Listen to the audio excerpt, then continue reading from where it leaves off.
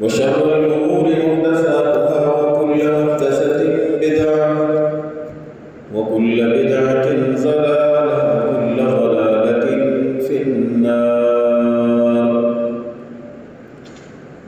يا أيها الذين آمنوا اتقوا الله حق تقاته ولا تموتن إلا وأنتم مسلمون.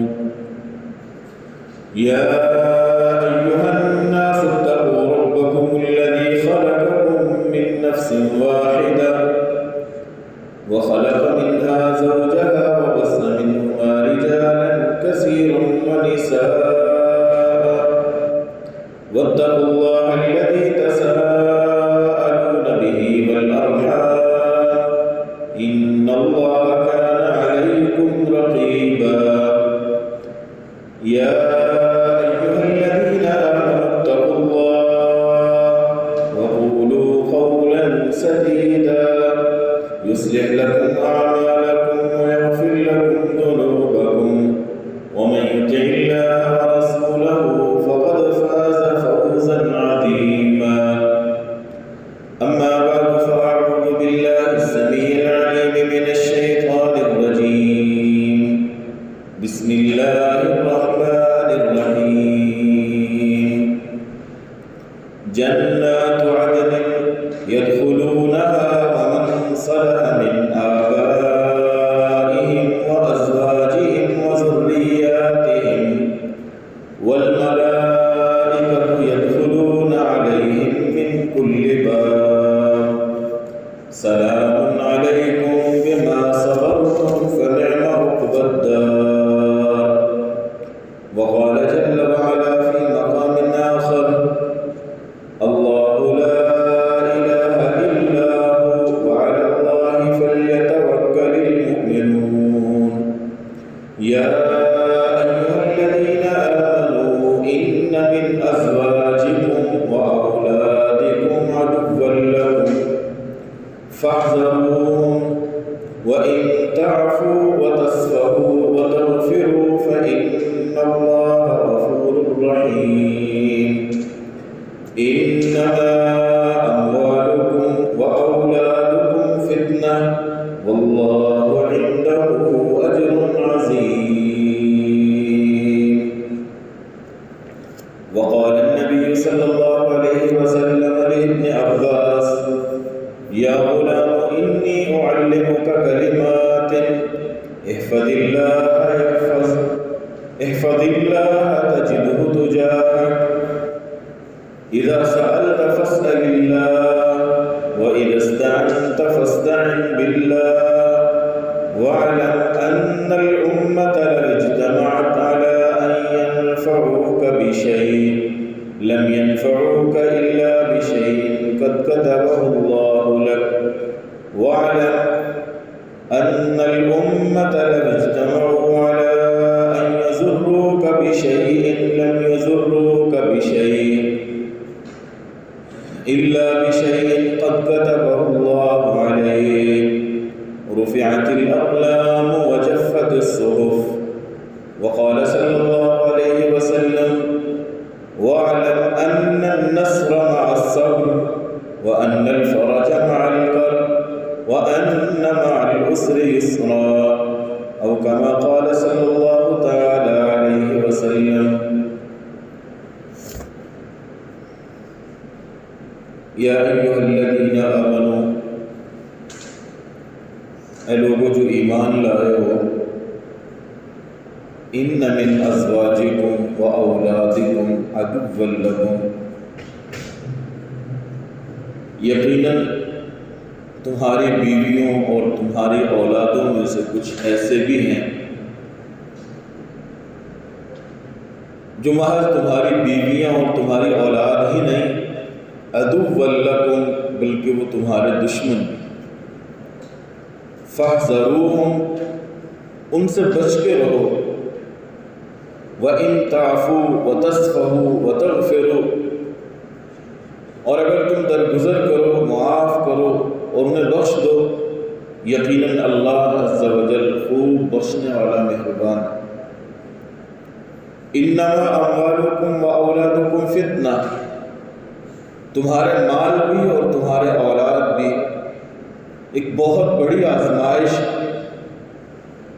اور جو بندہ اس آزمائش میں پورا اتر جائے، فرمایا واللہ عنده اجر عظیم، اللہ عز و جل کے ہاں اس انسان کے لیے بہت بڑا اجر ہے۔ دوسری جگہ اللہ رب العزت فرماتے ہیں جنات عدن یدخلونها، جنت اور ہمیشگی والی جنت جس میں وہ لوگ داخل ہوں گے۔ ومن صلح من آبائہم، اس سے پیچھے ان لوگوں کا تذکرہ ہے جو صبر و استقامت کے ساتھ، اقامت الصلاۃ کے ساتھ، اللہ رب العزت کے راستے میں خرچ کرنے کے ساتھ، اور اگر کوئی ان سے کوئی برا سلوک بھی کر جائے تو تب بھی ان سے معاف کر دیتے ہیں، فرمایا یہ لوگ جنت میں داخل ہونے والے ہیں، اور ان لوگوں کے ساتھ ساتھ وہ لوگ بھی جنت میں داخل ہونے والے ہیں۔ من صلح من آبائہم، کہ جو انسان کے آبا، اجداد، باپ، دادا جو نیک تھے، وازواجہم، اور جو ان کی بیویاں نیکوکار تھیں، وذریاتہم، اور ان کی اولاد میں سے جو اولاد سو نہیں بلکہ اولاد صالحہ تھی، نیک اولاد تھی، اللہ اور اس کے رسول کی مطیع اور فرما بردار اولاد تھی، فرمایا یہ لوگ بھی جنت میں داخل ہوں گے۔ محض داخل ہی نہیں، فرمایا والملائکۃ یدخلون علیہم من کل باب، فرشتے ہر دروازے سے ان لوگوں کے پاس آئیں گے اور آ کے کہیں گے سلام علیکم، تمہارے اوپر سلام ہو، بما صبرتم، دنیا کے اندر بڑے بڑے امتحان آئے، بڑی بڑی مشکلات آئیں، بڑی پریشانیاں آئیں، لیکن ہر لمحے، ہر مصیبت، ہر پریشانی کے اندر صبر، تم نے صبر کا مظاہرہ کیا، برداشت کا مظاہرہ کیا، فنعم عقبی الدار، فج آخرت کا گھر کس قدر عمدہ اور بہترین۔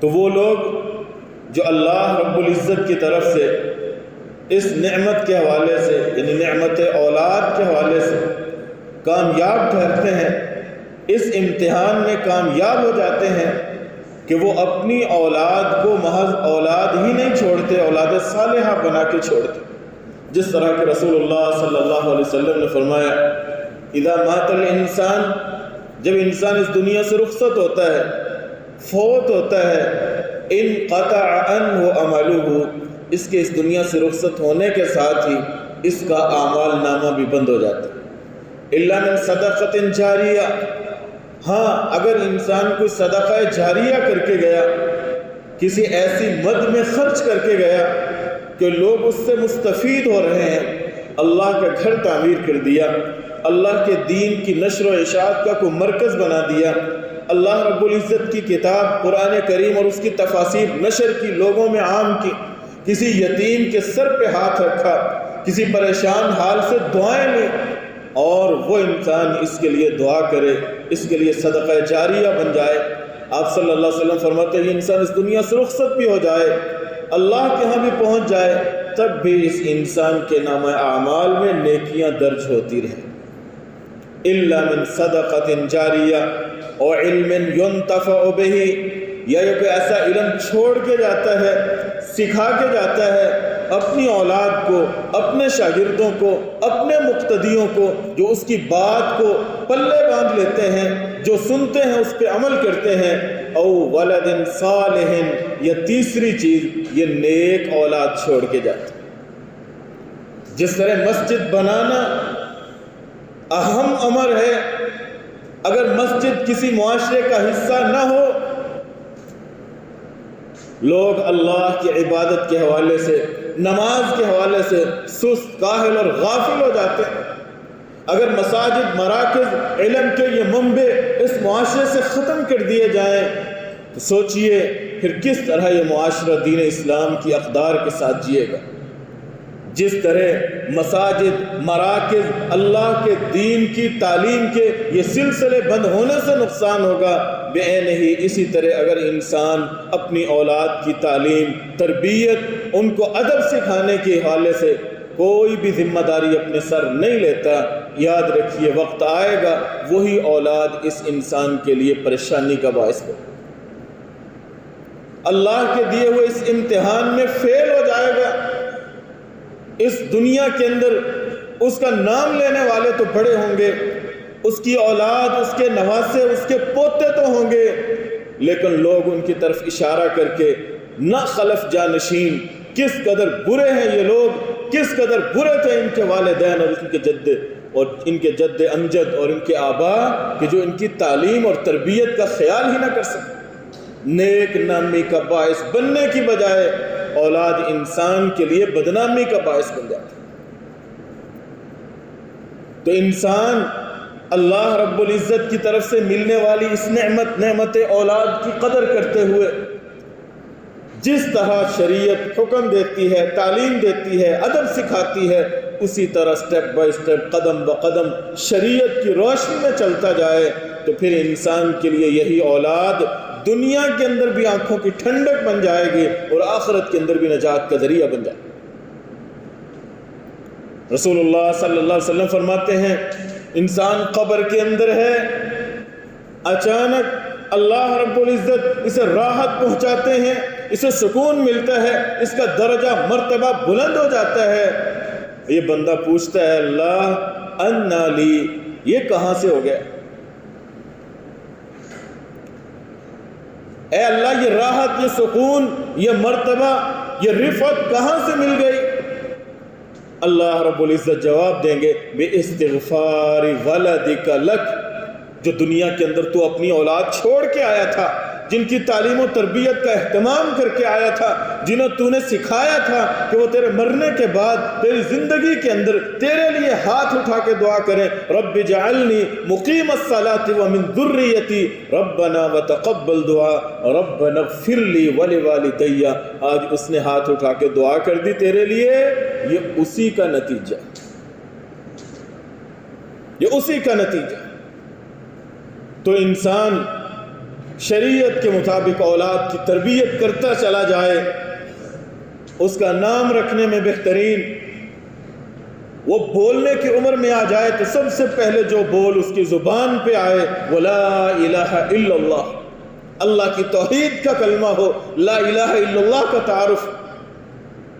جس طرح سیدنا انس بن مالک رضی اللہ تعالی عنہ کی والدہ حضرت انس کے بھائی کو سکھایا کرتی تھی، کوئی اور جملہ غلط بات نہیں، اللہ کی توحید کا نعرہ سب سے پہلے انسان کی زبان پہ آئے، اپنی اولاد کو بسم اللہ سکھائے۔ شیطان سے بچنے کے لیے آپ صلی اللہ علیہ وسلم نے جو اوراد وظائف ذکر کیے ہیں وہ ان کو سکھائے، بلکہ خود پڑھ کے ان کے اوپر پھونک مارے، جس طرح امام کائنات خود اپنے اولاد، اپنے پوتوں کے اوپر اور اپنے نواسوں کے اوپر، بلکہ اپنے نواسوں کے اوپر آپ صلی اللہ علیہ وسلم پڑھا کرتے۔ پوتا تو آپ کا کوئی نہیں، آپ کے نواسے، آپ صلی اللہ علیہ وسلم خود صحابہ اکرام کو جہاں سکھاتے تھے کہ جہاں کہیں گھبراہٹ کا معاملہ ہو، کوئی پریشانی ہو، تو وہاں یہ کلمات پڑھا کرو، اعوذ بکلمات اللہ التامہ من غضبہ وشر عبادہ ومن حمزات الشیاطین ان یحضرون۔ آپ صلی اللہ علیہ وسلم خود بھی پڑھا کرتے تھے، صحابہ اکرام کو بھی سکھایا کرتے تھے۔ دوسری روایت میں آتا ہے یعوذ الحسن والحسین، آپ صلی اللہ علیہ وسلم حسن و حسین کے اوپر یہ تعویذ کیا کرتے۔ تعویذ، عوذ یعوذ، تعویذ کا مطلب کاغذ پہ لکھنا نہیں ہوتا، وہ تحریر ہے، تعویذ نہیں۔ تعویذ کیا ہے کہ انسان اپنی زبان سے وہ بول بولے، وہ جملے، وہ کلمات بولے جن کے ذریعے وہ ہر آنے والے شر، جس شر کا اسے وہم ہے کہ کہیں یہ میرے اوپر حملہ آور نہ ہو جائے، اس سے بچنے کے لیے جو کلمات آپ نے سکھائے ہیں، جن کلمات کے ذریعے انسان اللہ کی پناہ میں آ جاتا ہے، وہ کلمات بولے، یہ تعویذ۔ یعوذ الحسن والحسین، آپ صلی اللہ علیہ وسلم حسن و حسین کے اوپر یہ کلمات پڑھ کے پھونک مارا کرتے تھے، اعوذکما بکلمات اللہ التامہ، میں تم دونوں کو اللہ کے کامل کلمات کی پناہ میں دیتا ہوں کہ اللہ تمہیں ہر طرح کے شر سے محفوظ رکھے۔ وَمِن كُلِّ شَيْطَانٍ وَهَامَّةٍ، ہر طرح کے شیطان سے میں تمہیں اللہ کی پناہ میں دیتا ہوں، ہر ڈسنے والی چیز سے میں تمہیں اللہ کی پناہ میں دیتا ہوں کہ ہر ڈسنے والا موذی جانور وہ تم سے دور رہے۔ وَمِن كُلِّ عَيْنٍ لَامَّةٍ، اور آپ صلی اللہ علیہ وسلم کہا کرتے تھے میں تمہیں اللہ کی پناہ میں دیتا ہوں ہر بری نظر، جس انسان کی نگاہ دوسرے انسان پہ اثر انداز ہو جاتی ہے، نظر بد سے بھی میں تمہیں اللہ کی پناہ میں دیتا ہوں۔ پھر آپ صلی اللہ علیہ وسلم فرمایا کرتے تھے کان ابوکم یعوذ بہما اسماعیل و اسحاق، جس طرح آج میں اپنے بیٹے اپنے نواسے حسن و حسین کو دم کر رہا ہوں، یہ کلمات پڑھ کے اللہ کے سپرد کر رہا ہوں، تمہارے باپ حضرت ابراہیم علیہ السلام اپنے بیٹے اسماعیل اور اسحاق کے اوپر بھی یہی کلمات پڑھ کے تعویذ کیا کرتے، دم کیا کرتے تھے، اللہ کی پناہ میں دیا کرتے تھے۔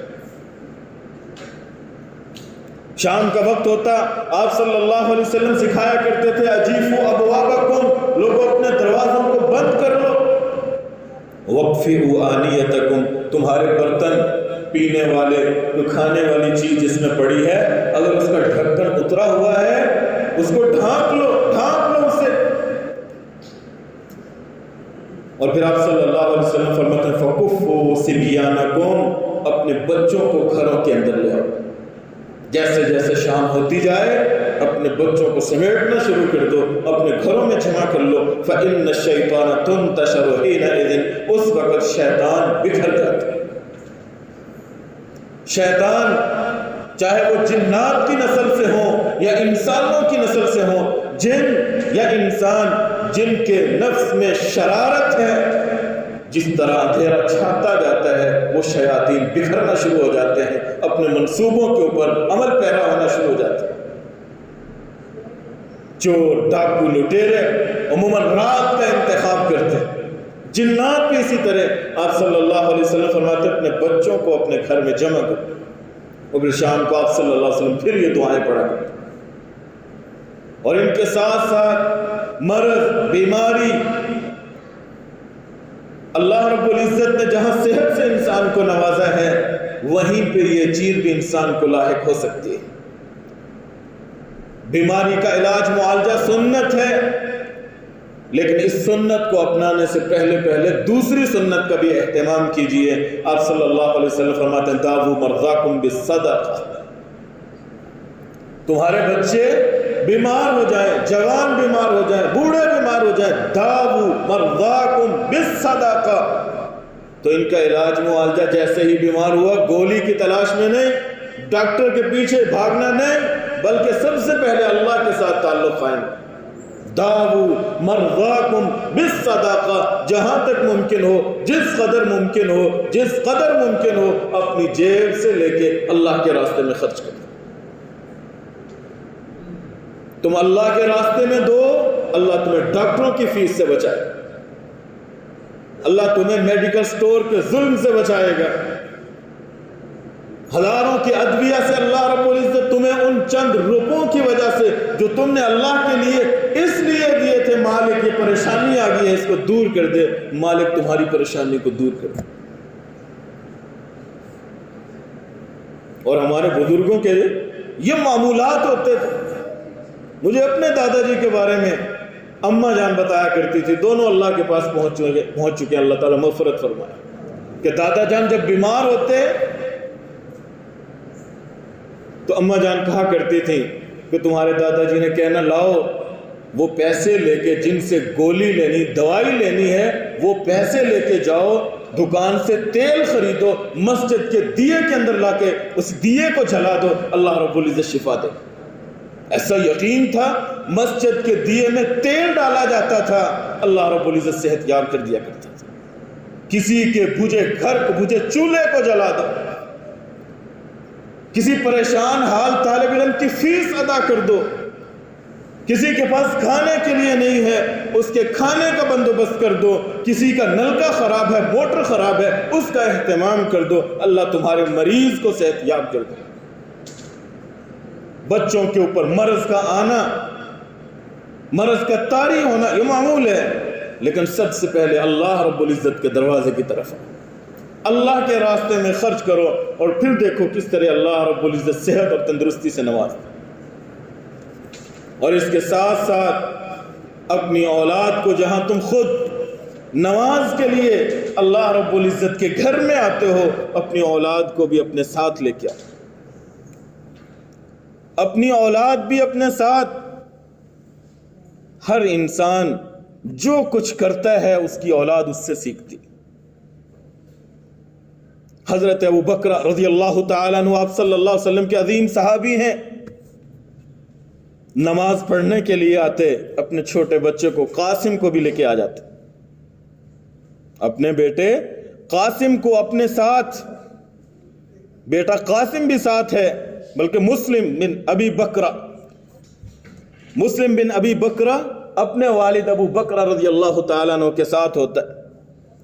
اور حضرت ابو بکر رضی اللہ تعالیٰ عنہ جب نماز پڑھتے، نفلی نماز، تو اونچی آواز کے ساتھ وہ ذکر، اذکار، قراءت کرتے تاکہ بیٹا بھی سنے اور پھر اس کو سمجھنے کی اور اس کو اپنانے کی کوشش کرے۔ اور اسی طرح جب نماز سے فارغ ہوتے تو ایک دعا کیا کرتے تھے۔ وہ دعا کیا تھی کہ حضرت ابو بکر رضی اللہ تعالیٰ عنہ نماز ختم کرنے کے بعد ان کلمات کے ساتھ دعا کرتے، اللہم انی اعوذ بک من الکفر والفقر وعذاب القبر۔ اے اللہ میں تجھ سے 3 چیزوں کے متعلق پناہ مانگتا ہوں، من الکفر والفقر وعذاب القبر۔ اے اللہ میں تجھ سے کفر کے متعلق پناہ مانگتا ہوں، اے اللہ مجھے زندگی کے اندر کسی موڑ کے اوپر بھی کفر نہ کرنے دے، اپنے ناشکر بندوں کے اندر میرا شامل نہ کرنا۔ والفقر، اے اللہ مجھے فقر سے بچائے رکھنا، غربت سے بچائے رکھنا۔ کسی کہنے والے نے کہا ہے نا، کاد الفقر ان یکون کفرا، بسا اوقات یہی فقر، یہی انسان کی پیٹ کی حوث انسان کو کفر تک لے جاتی ہے۔ غربت کی وجہ سے، فقر کی وجہ سے بندہ کفر تک کو قبول کر لیتا ہے۔ چلو عیسائی ہو جاؤں، کم از کم پیٹ کی بھوک تو مرے۔ اللہ تعالیٰ محفوظ رکھے۔ تو حضرت ابو بکر رضی اللہ تعالیٰ نے تیسری چیز جس سے پناہ مانگتے تھے وہ عذاب القبر، اے اللہ مجھے عذاب قبر سے محفوظ رکھ۔ چھوٹا سا بیٹا ساتھ ہوتا ہے مسلم، ایک دن بیٹا سیکھتا گیا، ایک دن جب یہ پڑھ رہے ہیں ساتھ ہی بیٹا بھی پڑھ رہا ہے، اللہم انی اعوذ بک من الکفر والفقر وعذاب القبر۔ حضرت ابو بکر رضی اللہ تعالیٰ عنہ فارغ ہوئے، بیٹے سے پوچھتے ہیں، بیٹے امن اخذت، ابھی جو دعا کی ہے یہ کہاں سے سیکھی؟ بیٹا جواب دیتا ہے، اے ابا جان آپ پڑھتے تھے، آپ کے پڑھنے سے میں نے بھی سیکھ لیا۔ باپ جو کرتا ہے، ماں جو کرتی ہے، بڑے جو کرتے ہیں، اولاد اسی طرح سیکھتی۔ آپ سچ بولو گے، اولاد سچ بولے گی۔ آپ سچا انسان بننے کی کوشش کرو گے، اچھے کردار والے بننے کی کوشش کرو گے، اولاد اسی طرح کی بنے۔ اگر آپ اپنے غصے کا بلا تحاشا اظہار کرو گے، اولاد بھی اسی طرح اونچا بولو گے، اپنے والدین کی گستاخی کرو گے، اولاد دیکھتی رہے گی، کل اسی طرح آپ کے ساتھ کرے۔ رسول اللہ صلی اللہ علیہ وسلم تو اس حد تک سکھاتے کہ آپ صلی اللہ علیہ وسلم ایک دن بیٹھے ہوئے تھے عبداللہ ابن عامر رضی اللہ تعالیٰ عنہ کے گھر، ان کی والدہ نے بلایا، ہاں تعال بیٹا ادھر آؤ میں تجھے کچھ دوں۔ آپ صلی اللہ علیہ وسلم بیٹھے ہوئے تھے، فرمانے لگے اللہ کی بندی تو اسے کیا دے گی؟ کہنے لگے اللہ کے رسول میرے پاس کھجوریں ہیں، میں وہ کھجوریں دینا چاہتی ہوں۔ رسول اللہ صلی اللہ علیہ وسلم فرماتے ہیں لو لم تؤتیہ شیئا، اگر تو اسے کچھ نہ دیتی، جس طرح عموماً عادت ہوتی ہے اپنے کام کے لیے بلانا ہے تو بہانہ کر لیتے ادھر آؤ میں کچھ دوں تاکہ میرے پاس آئے گا تو اس کو اپنا کام بتاتا ہوں۔ آپ صلی اللہ علیہ وسلم فرماتے ہیں لو لم تؤتیہ شیئا، اگر تو اسے کچھ نہ دیتی، آپ صلی اللہ علیہ وسلم فرماتے ہیں تیرے نامہ اعمال کے اندر یہ جھوٹ لکھ دیا ہے۔ میں ذکر کر رہا تھا مسلم بن ابی بکر رضی اللہ تعالی عنہ، باپ سے سنا، باپ سوال کرتا ہے امن اخذت، جو تو نے دعا پڑھی ہے، مانگی ہے، یہ دعا سیکھی کہاں سے ہے؟ صرف پڑھ لینا کافی نہیں ہے، اس کا مصدر منبع وہ یاد ہونا بھی ضروری ہے، اس کا حوالہ از پر ہونا ضروری ہے، اس کی سند آپ کے پاس ہونی چاہیے کہ یہ کس نے پڑھا ہے، یہ کس کا وظیفہ۔ پھر سکھاتے ہیں بیٹا میں نے رسول اللہ صلی اللہ علیہ وسلم کو یہ دعا مانگتے ہوئے سنا تھا، آپ صلی اللہ علیہ وسلم یہ دعا پڑھا کرتے تھے، میں نے آپ سے سیکھی، یاد رکھ آئندہ جب تجھ سے کوئی پوچھے گا یہ کہاں سے سیکھا ہے تو کہنا میں نے اپنے والد ابو بکرہ سے سنا ہے، اور ابو بکرہ نے رسول اللہ صلی اللہ علیہ وسلم سے۔ نماز کے اندر انہیں ساتھ لانے کی کوشش کرو، اپنے ساتھ کھڑا کرنے کی کوشش کرو، ان کی تعلیم و تربیت کا اہتمام کرو۔ رسول اللہ صلی اللہ علیہ وسلم فرمایا کرتے تھے تعلموا اولادکم واہلیکم الخیر وادبوہم، لوگوں اپنی اولاد کو علم سکھاؤ، اپنے اہل والوں کو علم سکھاؤ، خیر اور بھلائی کے امور سکھاؤ، وادبوہم اور انہیں ادب سکھاؤ۔ اکرموا اولادکم واحسنوا ادبہم، اپنی اولاد کی عزت کرو اور اپنی اولاد کے اخلاق کو بہترین بنانے کی کوشش۔ سیدنا امیر المؤمنین عمر فاروق رضی اللہ تعالیٰ عنہ کے پاس ایک باپ شکوہ لے کے آ گیا، بیٹے کا ہاتھ پکڑا ہوا ہے اور آ کے کہتا ہے اے امیر المؤمنین میرا یہ بیٹا میری گستاخی کرتا ہے۔ بیٹا سنتا گیا، باپ نے جب اپنا شکوہ شکایت مکمل کی، حضرت عمر فاروق رضی اللہ تعالیٰ عنہ پوچھتے ہیں کیا واقعی ایسے ٹھیک ہے ایسے ہی؟ حضرت عمر رضی اللہ تعالیٰ عنہ سے جھڑکا، ڈانٹ پلائی۔ وہ لڑکا آگے سے سوال کرتا ہے امیر المومنین ٹھیک ہے ہمارے حقوق ہیں کہ ہم اپنے والدین کے ساتھ اس طرح سلوک کریں، کیا والدین کی بھی کوئی ذمہ داری ہے؟ حضرت عمر رضی اللہ تعالیٰ عنہ کہنے لگے ہاں باپ کی بھی ذمہ داری ہے، باپ کی بھی ذمہ داری ہے، اور وہ ذمہ داری کیا ہے؟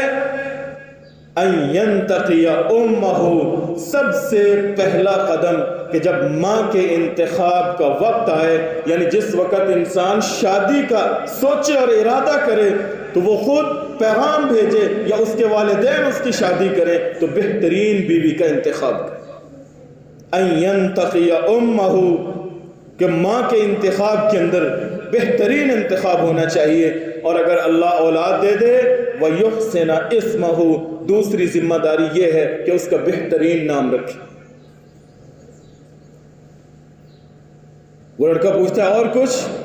کہا تیسری ذمہ داری یہ ہے وَيُعَلِّمَهُ الْقُرْآنَ، بچہ بالغ ہونے لگے، پڑھنے لکھنے کی عمر کو پہنچ جائے، یہ اس کو قرآن کی تعلیم دی۔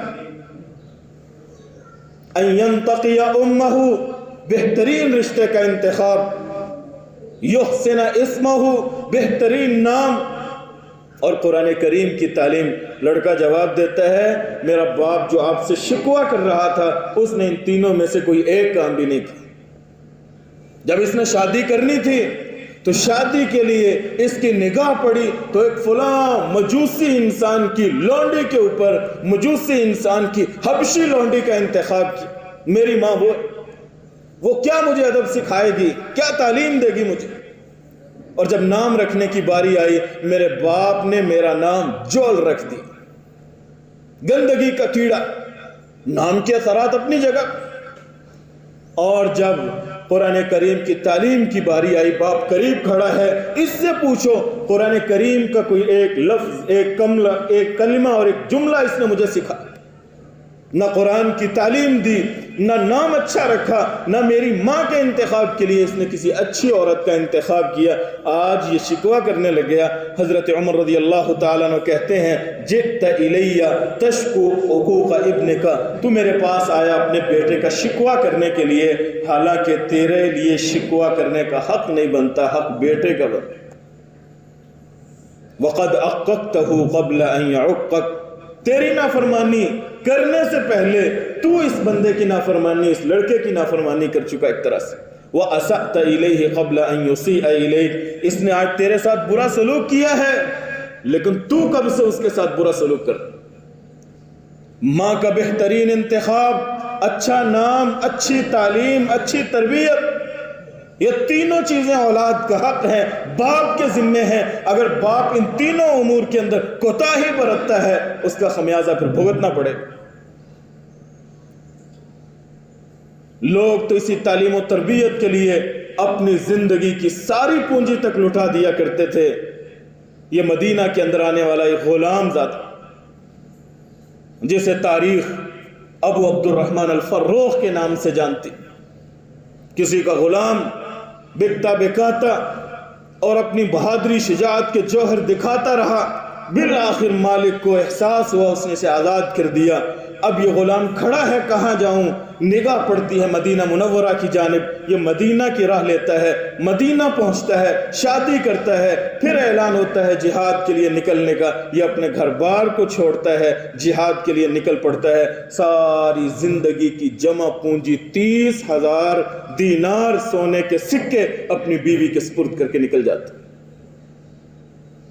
یہ مدینہ منورہ کی فضائیں ہیں، یہ مجاہد جہاد پہ نکل گیا، اللہ رب العزت نے اولاد کی نعمت سے نوازا، اس کے ہاں بیٹا پیدا ہوا، ماں نے وہ 30,000 دینار اپنے بیٹے کی تعلیم و تربیت پہ خرچ کر دیا، سارا سرمایہ اپنی اولاد کی تعلیم پہ خرچ کر دیا۔ 1 سال 2 سال 3 سال مارکوں پہ مارکے ہوتے چلے گئے، حتیٰ کہ 27 سال گزر جاتے ہیں۔ 27 سال کے بعد یہ مجاہد واپس مدینہ منورہ آتا ہے۔ رات کا وقت ہے، ہاتھ میں نیزہ ہے، کمر سے تلوار لٹکی ہوئی ہے، اپنے گھر کا دروازہ پہچان کے دروازہ کھٹکھٹاتا ہے، آگے سے ایک نوجوان نکلتا ہے، یہ اجازت لینے کی بجائے اپنا گھر تھا، گھر میں داخل ہونا شروع کر دیتا ہے۔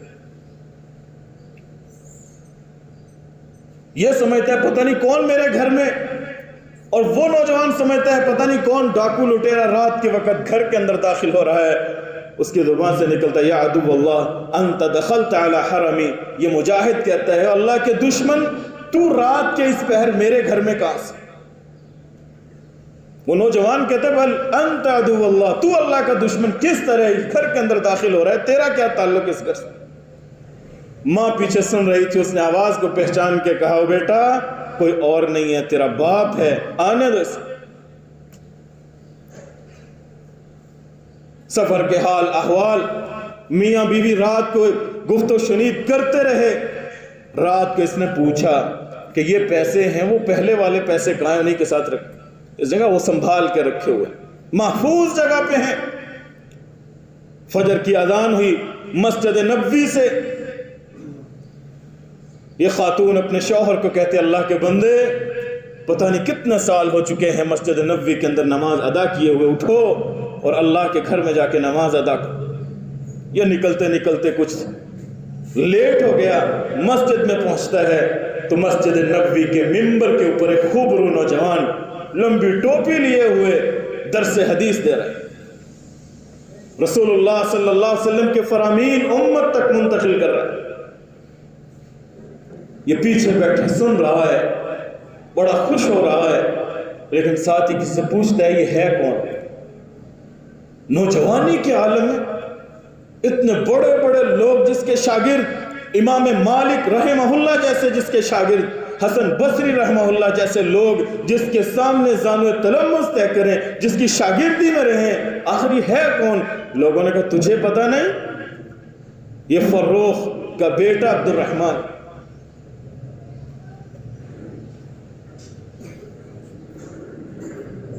یہ واپس گھر آیا اور اپنی بیوی کو آ کے کہتا ہے اللہ کی بندی تجھے بتاؤں، اللہ کی قسم میں نے تیرے بیٹے کی وہ شان، وہ شوکت، وہ عظمت دیکھی ہے کہ ساری دنیا جس کے مقابلے میں ہیچ ہے اس کی کوئی حیثیت نہیں۔ میں نے تیرے بیٹے کو آج اس شان و شوکت میں دیکھا ہے مسجد نبوی کے اندر۔ وہ خاتون جواب دیتی ہے اللہ کے بندے جو تو دے کے گیا تھا میں نے وہ سب کچھ تیرے بیٹے کی تعلیم کے اوپر صرف کر دیا ہے، تب جا کے اللہ رب العزت نے آج یہ مقام دیا۔ وہ لوگ جن کو اہمیت کا پتہ تھا کہ تعلیم و تربیت کی کیا اہمیت ہے، اللہ کے دین کی کیا قدر و قیمت ہے. یہ دنیا آنی جانی چیز ہے. آج اس کے پاس، کل میرے پاس، پرسوں کسی اور کے پاس. اصل چیز تعلیم ہے، اصل چیز تربیت ہے، اصل چیز اللہ رب العزت کے دین کے ساتھ تعلق ہے. رسول اللہ صلی اللہ علیہ وسلم یہی چیز، یہی عقیدہ، یہی منہج سکھایا کرتے تھے.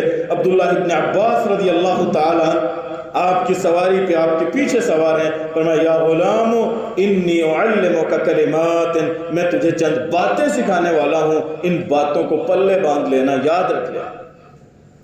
احفظ اللہ یحفظ، ہمہ وقت اللہ رب العزت کو مد نظر رکھا کر، اس کی یاد تیرے ذہن میں ہونی چاہیے. اللہ ہر حال میں تیری حفاظت کرے.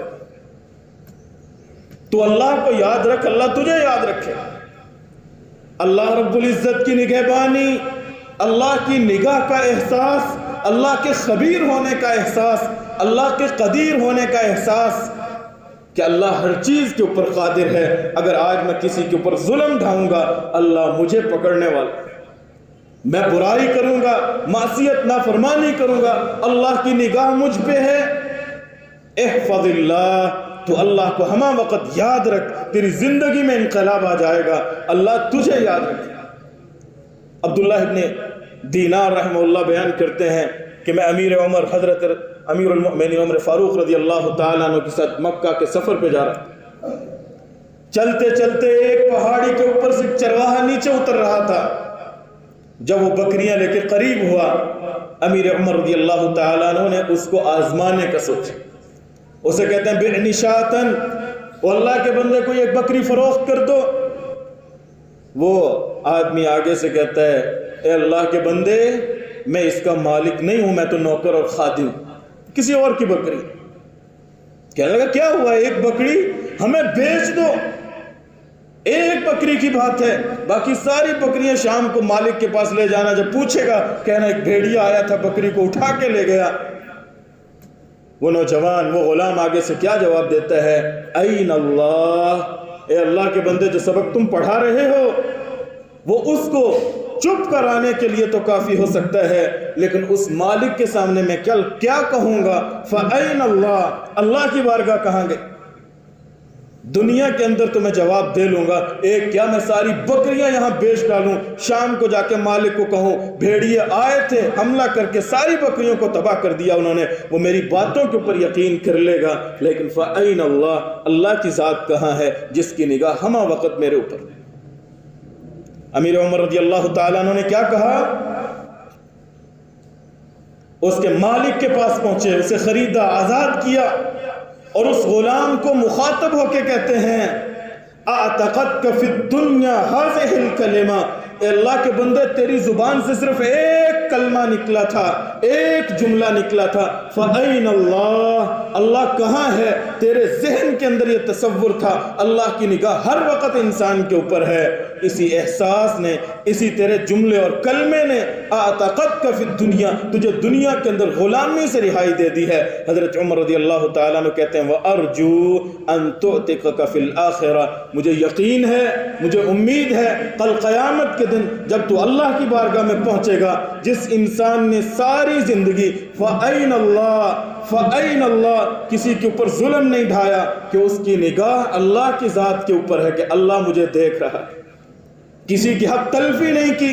تربیت ایسی، کردار ایسا کہ محض ایک جملہ اور کلمہ نہیں ہے، انسان کی ساری زندگی کا نچوڑ ہے. فَأَيْنَ اللَّهِ، اللہ کہاں ہے جس انسان نے اس جملے کے ساتھ زندگی بسر کی. حضرت عمر رضی اللہ تعالیٰ عنہ کہتے ہیں مجھے یقین ہے کل قیامت کا دن ہوگا، تیرا یہی بول، تیرے منہ سے نکلنے والا یہی جملہ تجھے آخرت میں بھی اللہ کے عذاب سے بچا.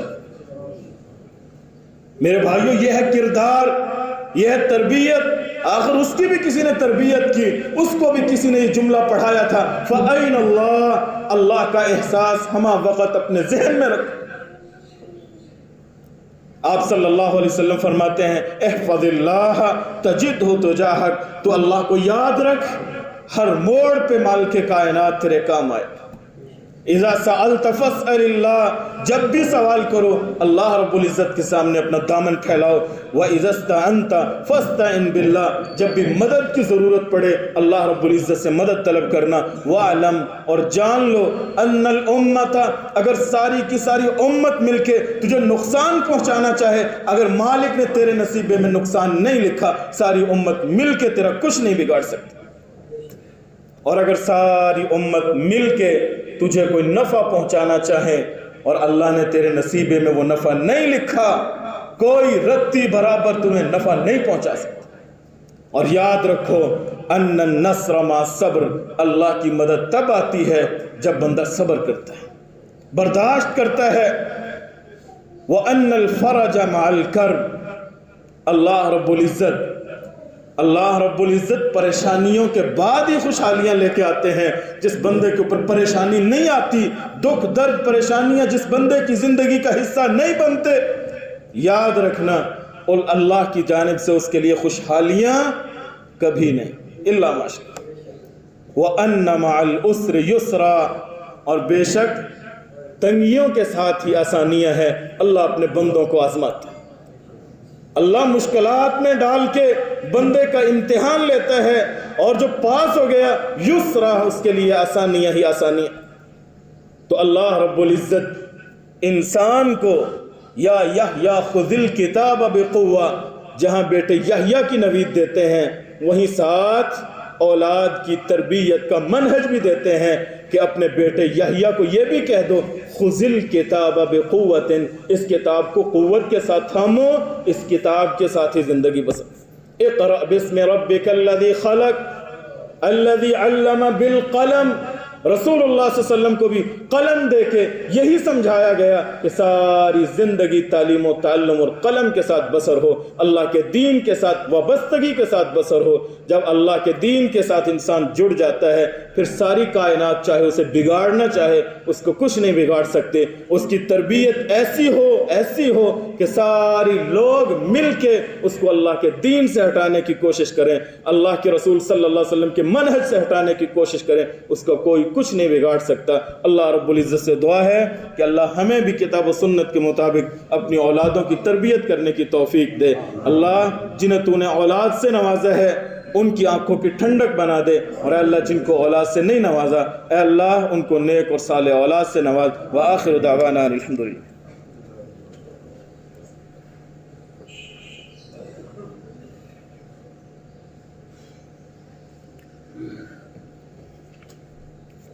ان الحمد للہ نحمده ونستعینه ونستغفره ونعوذ بالله من شرور انفسنا ومن سیئات اعمالنا، من يهده الله فلا مضل له ومن يضلل فلا هادي له، واشهد ان لا اله الا الله وحده لا شريك له، واشهد ان محمدا عبده ورسوله. اما بعد فان خير الحديث كتاب الله، وخير الهدي هدي محمد صلى الله تعالى عليه وسلم، وشر الامور محدثاتها، وكل محدثة بدعة، وكل بدعة ضلالة، وكل ضلالة في النار. اللهم انصر الاسلام والمسلمين، اللهم اعز الاسلام والمسلمين، اللهم احفظ الاسلام والمسلمين في كل مكان. اللهم اشف مرضانا ومرضى المسلمين، اللهم اقض حاجاتنا وحاجات المسلمين. سبحان ربك رب العزة